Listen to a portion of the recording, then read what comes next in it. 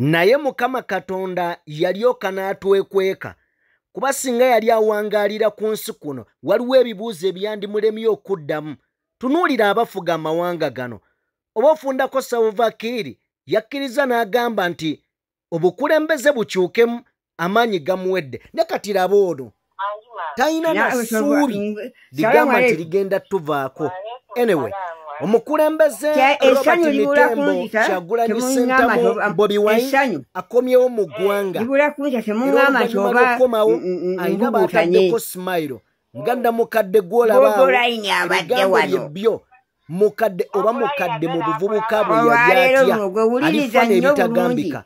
Wabula nga bingi bye tugenda okubeera nga tutunuulira. Jeno Muhoozi Kainerugaba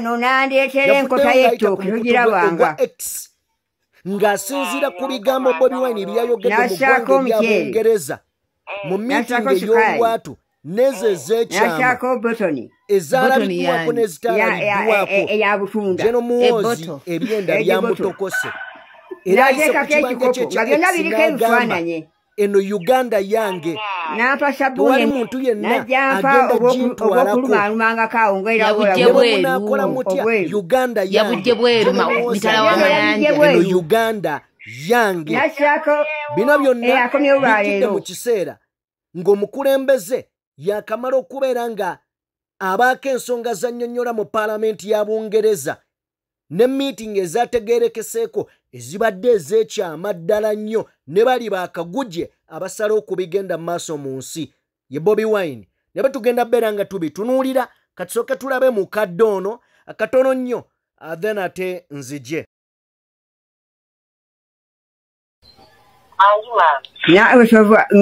Salamu alaikum.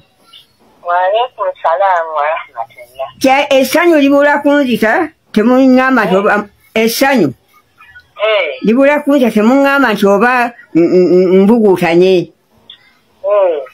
Bobi Wine abadde wano. Bobi Wine agenda akulaba. Olwaleero luno gwe wuliriza nnyo bulungi. Bobi Wine azze wano n'andeetera enkota y'ettooke togirabanga. Nange Mukama nga mulungi. N'assaako omuceere. N'assaako sukaali. N'assaako botoni. Botoni yaani? Eya butunda. Boto. Edi boto. N'ateekako ekikopo nga byonna biriko ebifaananye. N'ampa sabbuuni n'ajjampa obw'okulumaalumangako awo yabujje bweru. Obweru. Yabujje bweru mitala w'amayanja. Yabujje bweru. N'assaako akomyewo lwaleero. Bw'atyo Namukadde essanyu bwe ligenze maaso n'okubeera nga limutta Bobi Wine. Bobi Wine amuwadde. So Bobi Wine olunaku olwaleero akomyewo mu ggwanga nga bw'omanyi abulanga kimyanso aboneka nga kibunoomu. So olunaku olwaleero akomyewo okuva mu ggwanga erya Bungereza gy'abadde yagenda okubeera ng'abaako ensonga zagenda mu maaso n'okubeera ng'akwasaganya nga bwe yatutegeeza nti tubako n'ensonga ez'omunda kw'ossa n'ezo ez'ebweru, ezo ze mulabako n'ezo ze tutalabako. Bobi Wine abadde yatambula ne David Lewis Rubongoya kw'ossa Secretary General kw'ossa Leader of Opposition. Byonna ebyagenze mu maaso mu paalamenti y'eggwanga byagenze okubaawo nga Leader of Opposition Joel Ssenyonyi taliiwo, wabula ate mawulire tegawooma olw'ensonga ababaka ba paalamenti naddala abali ku ludda lwa NRM bagamba nti Joel Ssenyonyi wakomerawo mu ggwanga, wakomerawo mu paalamenti, bagenda mussa ku nninga ababuulire sente zagamba nti baziridde yaziriiridde luddawa. Abasajja ba NRM beekaza n'olunaku olwaleero General Museveni awandiise ebbaluwa nayo ndowooza ngenda bayitiramuko mu bbaluwa eyo katono nnyo nga byawandiise. Of course tebyewuunyisa okuggyako oyo yakajja mu Uganda, naye nga katulabe Bobi Wine bw'akomyewo ayina baaguddeko ku kitebe, si mu bubi, tabaguddeko mu bubi, wabula abaguddeko najja n'abasimbayo akagambo ndowooza tusookerawo nga sinaba kubeera nga mukuwa ng'ayogerako n'abavubuka basanze ku NUP kansooke ate ne bino nabyo mbikuwe Kajuzi nadde ne Mwami Kyagulanyi ku Idi ne babivunula tewali buzibu buli muntu addemba okwolesa entegeera ye tukkanye ndi Mwami Kyagulanyi olwaleero bw'olemerera emyaka gye giri egye 15 bw'olemerayo ng'olwaleero osanga obuzibu ojja kwabika omutwe si yooli kati yoono bw'aba yeetaaga kufunga mu gukola ki funga bw'otofunga lwaki wabiteeseteese olina amaanyi g'olwanagana nago gotajja kuwangula si ye yefudde byali waliwo amaanyi n'enteekateeka emufudde byali tolwana nayo gwekkanya nayo kuba tojja kumalako kitiye ez'olwatu n'ez'ekyama amuli mikwano gyange bangi bensinkana abakulembeze b'Abongereza aba MPs n'abavuga ebintu eyo munda mu system n'ab'ebweru besobola kusinkana wano mu Uganda mumanyi bannayuganda bangi nnyo naddala abali kaali abali eyo nga tebasobola kulinnya wano kati mba ngenze ng'eranda ne mbagwako ne kinyumyamu temumbuuza bikibeta n'obugambo oba nange kamberekereze balekere meeting yamu kibiringa nga musisinkana olumu ojja kuba musisinkanye kuyombamu nga waliwo abazize emisango olanga musisinkanye nga waliwo abafunye ebizibu kunakulewalira wamu olanga musisinkanye nga waliwo ebibatabula emintu mwagala kugatta birowoozo olumulala mujja kusinkana just for just but keep meeting okusinkana okwo ebirowoozo ebirungi mwe biva n'okwekubaganyako okwetereza buli omu n'alayininga mune kwebiva so nze nsanyuse nnyo balabako mbadde nze babuuzaako buuza komyewo ate givuge yatonde eggulu lino eritaliiko mpagi ye yakuleeta akutaasa buli w'olinnya ekigere akutaasa abalabe bonna akutaasa enkwezenge zonna ne bw'oli nabo mungu abakutaasa ababi akwate obubi bwe balina nga bubanduggulamu kati nkulabyeko mpawedde ate oba nsanyuse naye batukuba ku kifaananyi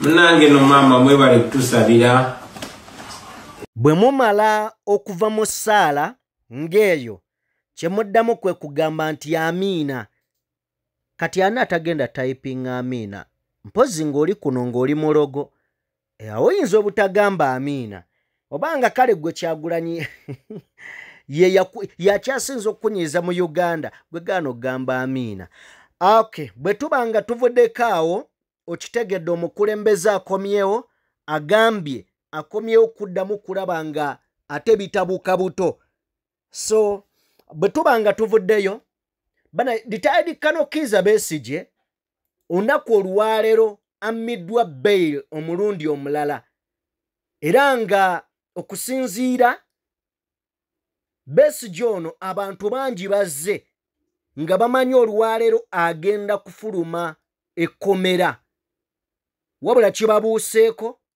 amaaso ne gabamyuka oluvannyuma lw'okukitegeera tigwe babadde basuubira nti bagenda muwa bail omulamuzi akawaŋŋamudde mulamuzi avuddeyo n'agamba nti Besigye ono yes ayagala baagala ave mu kkomera naye ate abantu mbu Besigye w'amaanyi munene mu ggwanga kakati bwe bamuta ye n'Obedi Lutale bajja kutaataaganya obujulizi n'okunoonyereza kale nno ekibamisiza bail olunaku olwaleero kwe kubeera nga b'amaanyi mu ggwanga Retired Colonel Kizza Besigye ndabyewo ku bannabyabufuzi ab'amaanyi babaddewo ndabyewo Ken Lukyamuzi of course Elias Lukwago munnamateeka ndabyewo bannabyabufuzi babadde bangi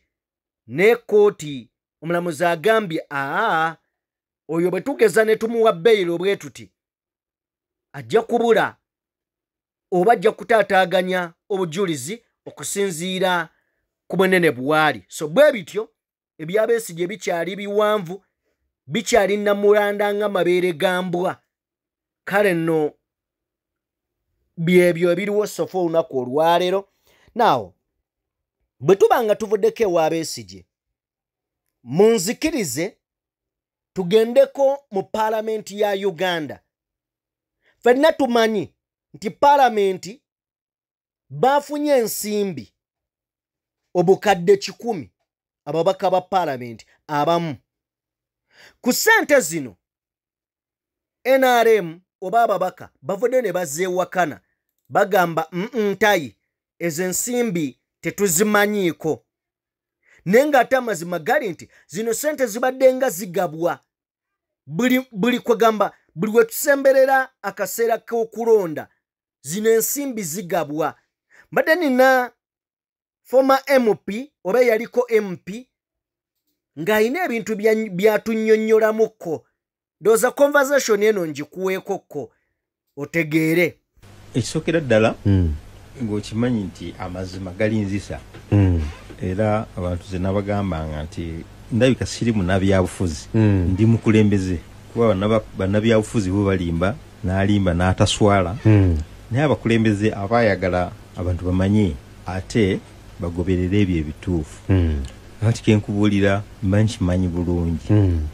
Ekisooka si kituufu nti ne bw'aba waliwo ssente ezaaweereddwa nti zaaweereddwa ababaka okubeebaza oba okubayozaayoza olw'okuyisa etteeka erya UCDA oba n'okubaperereza bayise etteeka erya UPDF. Ekyo si kituufu, ekyo kyo nkiyinako obukakafu. Siri mwogezi wa gavumenti oba wa NRM, naye ndi munna NRM, kyo si kyankiso. Ate ntuula mu nkiiko ennene ezoogera ebintu bino. Gwe bw'otunuulira ebigenda mu maaso, Parliament buli lw'ebenaatera okutuuka mu kulonda wabeerawo pressure mu byensimbi. Ababaka abo tebakuŋŋaanya ssente kuzitereka. Ago ge mazima. Abasinga obungi ssente zibayita mu buyisi. Akati buli lwe banaatera okutuuka mu kulonda, omanyi okulonda era kwetaaga ssente nnyingi. Babeera ne pressure ya ssente. Tuzijeewa. Ebiseera ebisinga bagenda ne batawaanya n'omukulembeze w'eggwanga. Ne bamukubira amavi. Bagamba ssebo emirimu gyo gyonna tugikoze. Naye tuddayo mu bantu, tuzeeyo tutya. Sigamba nti kino kyekyabaddewo. Naye bimu ku bisuubirwa oba ebiteeberezebwa. Akati bwe baba nga zaabaweereddwa sinaba kufuna bukakafu. Naye bwe kiba nga kituufu nga zaabaweereddwa nze seewuunya. Kubanga mu biseera nga bino ssente ezo bwezityo zaafulumanga zisijja kulimba. Yes, zaafulumanga nga President Museveni si yazigabye. Wabula nga zivudde mu nteekateeka ya Parliament mwennyini. Si mu kibiina. Nga bazibawa kugenda kunoonya kalulu. No, si kunoonya kalulu, tebasobola kiyita bwe batyo. Naye basobola okugamba nti tugenda tubasindise balondoole emirimu gya gavumenti. Gwe kati gwe omubaka gw'onoomanya accountability bw'onoogikola. Kasita weekubye ebifaananyi ng'oli ku ground natandise dda okulaba abamu nga bagamba nti engagement of ground people. Nga beekubye ebifaananyi bwe batyo. Ebyo ebifaananyi si bya bwereere. Ebyo ebifaananyi oluvannyuma bikola accountability. Naye wagenda tolaba bwe naliyo era mu abalonzi mwetegeke mugenda kulaba ababaka bamu nga beekubye nnyo ebifaananyi eyo wansi ku ground. Bwe baba beekubye ebifaananyi tolowooza nti yeekubya nnyo mu mulabe. Bali ku accountability ya ssente ezo. Okay. Owulidde omusajja oyo wa NRM wadde bw'oba muwulira ng'ayogera by'ayogera osobola bitegeera nti bituufu, naye era akulaga ayagala okuwewa kubanga wa NRM ayagala okuwewa, naye akulaze nti ssente zino buli we tugenda mu kulonda zifuluma ziwebwa ababaka ba NRM. Kakati mbadde ndaba omwami bamuyita Kintu Brandon yabadde ku mukutu gw'amawulire olunaku olwaleero n'agamba nti Joel Ssenyonyi alina okubeetondera. Abeetondera ku lwaki? mbu olw'okusaasaanya amawulire ag'obulimba nga bwe baba bagabidde ssente ate nga teziriiwo. Brandon yavuddeyo n'akola statement eyo.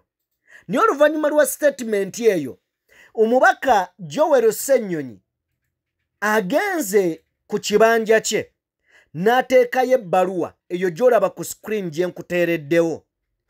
Ebbaluwa gy'ataddeyo ng'eraga nti bano ababaka bwe babadde nga baweebwa ssente zaabadde ku bintu bibiri, nga babeebaza olw'okuyisa ebbago ly'emmwanyi mu ngeri y'emu n'okubeera nga ssente ezo ziriko okuyisa gye bayita amendment mu UPDF Act, kooti ebeere ng'egenda mu maaso n'okukola ki n'okusalira abantu ba bulijjo omusango, kooti y'amagye. Kakati Brandon agambye bw'ati nti akulira oludda oluvuganya gavumenti mu paalamenti Joel Ssennyonyi alina okutwetondera olw'okuwaayiriza ababaka kintu Brandon. Naye ebyo nga biri bityo bagamba nti bawaayirizibwa, naye ate waliwo ebbaluwa efulumye. Ebbaluwa eno ng'egamba egamba the Republic of Uganda Prime Minister, ne batuteerawo ennaku z'omwezi nga 10 April. Right Honorable Speaker Parliament of Uganda mu Kampala. Statement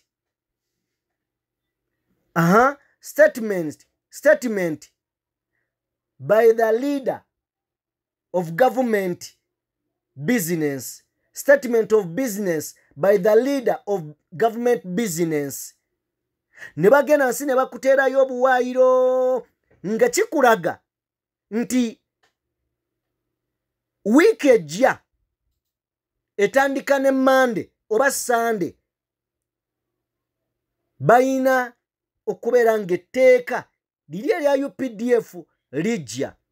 Era no bagamba nti Rule 28 of the Rules of Procedures requires the leader of government business to make a statement in the House regarding the government businesses of the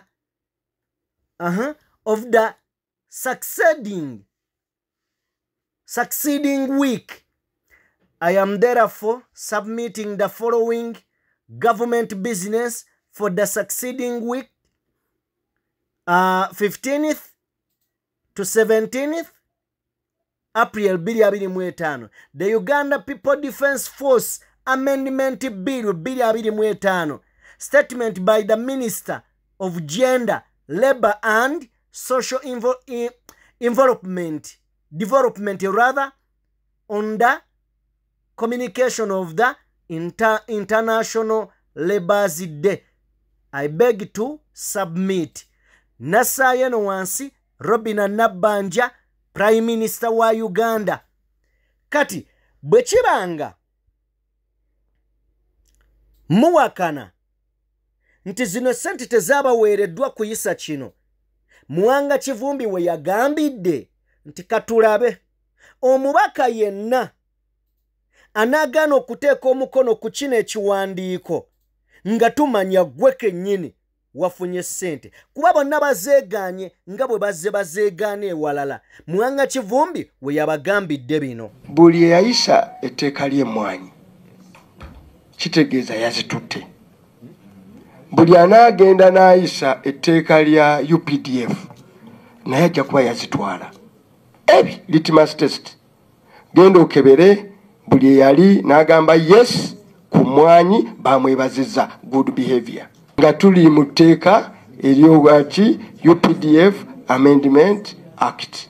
Please, bw'onoolaba ku ludda luli abagamba nti gwe owa bulijjo ogende mu court martial be baalidde. Joel Ssennyonyi agambye nti now that they have nearly set the stage for members to amend the amendment of the UPDF Act is scheduled to be brought to Parliament next week. Njikusomedde wali emabega. Kakati bomala okubeera ng'ebyo bitegedde n'ababaka ba Parliament nga bagamba Joel Bisekezi Ssenyonyi Ssebo leeta ssente zaffe. I mean, jangu otwetondere. Kati abeetondere nti ki? Mwalidde bulungi. Eggwanga mwalikoledde kirungi oba abeetondere nti aboogeddeko ebituufu bye mutaagala nseemanyi. Abamu babaka bagamba nti Ssenyonyi wonna waakomerawo alina okwetondera Parliament olw'okutambuza amawulire amafu. Naye abooludde oluvuganya gavumenti bagamba nti ekituufu kiri nti akasimbi kaagabiddwa. Era muvu gye baatandise olunaku olwajjo ne wetujjidde ku mpewo ekyagenda mu maaso.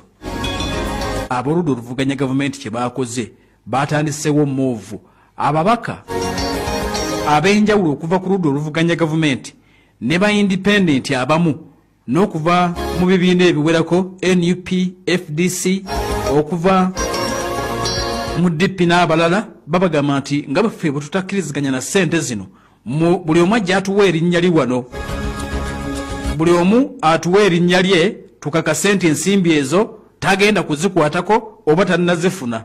Bali mu kubalayiza. Era okuva olunaku olwajjo lwonna abaka b'oludda oluvuganya gavumenti ng'olina kudduka misinde oteeke omukono ku kiwandiiko ekiraga nti onnaba kuzikwatako, okitegeera, ate era ng'okakasa abalonzi bo nga togenda kuzikwatako. Ab'oludda oluvuganya gavumenti nga bakulembeddwamu akolanga leader of opposition akaseera kano Mwanga Kivumbi, kye baakoze nga bakuwandiika erinnya, constituency gy'ova n'ekibiina mw'ova ne signature, okitegeera, nga bagamba nti bw'oteekako kitegeeza nti 10 togenda kukikwatako oba tojja kukikwatako oba tonnakikwatako, bukadde 10. Kati omanyi wetulaga kalulu, wetulaga kaki kalulu. Tetumanyi kiruubirirwa kyaludda luvuganya gavumenti okuwandiika amannya g'abantu bano, amanya g'ababaka abatannakwata ku ssente era batagenda kuzikwatako, naye nga tugenda mu kalulu, okitegedde. Kati olwedde ku babaka bataddeko dda omukono, ngenda kusomera baliko ababaka bataddeko dda omukono kwe kuli Mwanga Kivumbi Butambala NUP, Zake Francis Butebi NUP, Mityana Nkunyenyi Muwada NUP, then kuliko ani ono Kayemba Solo wali NUP, kakati kuliko ombaka Dr. Batua wa FDC, Sekabira Dennis Katekamu North NUP, ombaka Serubula avalugazi NUP, Saz Godfrey avagomba NUP, Mukasa Lozias NUP. Manyi badde nsoma amanya gano nenjukira kimanyi nti waliwo ababaka ng'ekisanja kigenda kuggwako nze nga simuwulirangako. Abamu mubeera wano nga mulinda okumanya ababaka bammwe bakola batya mu Parliament, baboogeddeko ki, naye mulimu ababaka, mulimu erinnya ly'ensomye wano ng'ekisanja kiramba simuwulirangako. Kakati nga omubaka Saz Godfrey mbadde sikyamanyi nti na wa NUP, naye kale wuuyo waali omubaka Serubula oyo weerugazi naye wa NUP. Omanye ebintu bya NUP kizibu nnyo okubeera omubaka Parliament wa NUP ne batakulaba ne batakumanya, kubanga ekyo ekibiina kye kisinga okuba ne kamera. Kyekisinga okuba ne kamera, kitegeeza nti ababaka baakyo balabika nnyo. Batera stiru mu kibiina kino osangayo ababaka nga osobola n'okumala emyezi nga tomulabyeko, nga tomuwuliddeeko yadde awantu wonna. Ne kale kankusomere listi: Mukasa Alozias NUP, omubaka Balimwezo Ronald NUP, Nakayima omubaka wa Kayima Musoke NUP, omubaka Odu Jonathan Rute South Constituency wa kibiina kya UPC, Lwimbazi Nalukola omugole kibiina kya NUP, Mayanja Alani na Kaseke Central NUP, Nakimwero Nakimuli Heleni Kalangala NUP. Kati liste eno nga bw'ogiwulira be babaka abagamba nti ffe tetugenda kuzikwatako era tetujja kuzikwatako, naye ate omuntu kubanga bwe ziba nga zabadde za kyama bwekibanga kituufu nga zabadde zakyama because essaawa eno ebintu nga bwe biri tolina side gy'osobola kubelivinga, tolina side gy'osobola kuwakanya kubanga bebagamba nti bazifunye bawakana, abagamba nti zafuniddwa bakakasa, NUP kakasa bazigabye, NRM egamba mulimba.